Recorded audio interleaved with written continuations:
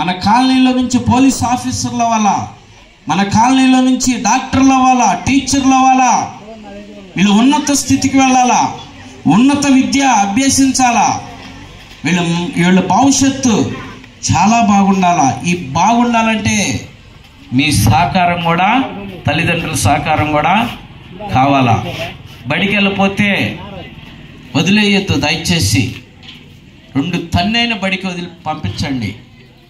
ఇప్పుడున్న ట్రెండ్ ఏంటంటే టీచర్స్ స్కూల్లో అల్లరి చేస్తే టీచర్ల మీదకి తగాదులకి వెళ్తున్నారు తల్లిదండ్రులు. మా పిల్లల్ని ఎందుకు కొట్టావు, మేమే ఇంటికాడ కొట్టాం, నువ్వెవరు కొడతానికి అని టీచర్ల మీద తగాదులకి వెళ్తున్నారు తల్లిదండ్రులు. టీచర్లు పిల్లలకి వాళ్ళు దెబ్బలు కొట్టైనా సరే స్కూల్కి పంపించండి. దెబ్బలు కొట్టమంటే మరీ ఇష్టానుసారం కాదు, భయం కలగాల.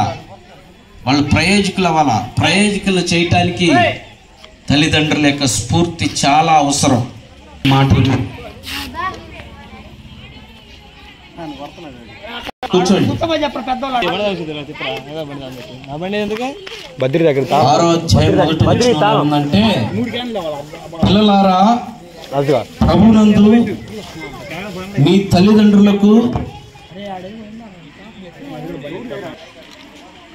తల్లిదండ్రులకు విధేయులయుండుడి, ఇది ధర్మము. పిల్లలకి తెలియపరిచినటువంటి మాట ఇది. పిల్లల ప్రోగ్రాం కనుక పిల్లలు వింటూనే తల్లిదండ్రులకు కూడా తెలియపరచాల్సినటువంటి మాట. దేవుడు తెలియపరుస్తున్నటువంటి మాట ఏం తెలుసా? మీ తల్లిదండ్రులకి విధేయులయుండుడి. ఈ మాట దేవుడు తెలియపరుచున్నాడు పిల్లలకి. ఈ రోజున పిల్లలు తల్లిదండ్రులను సరిగ్గా పట్టించుకోవట్లా.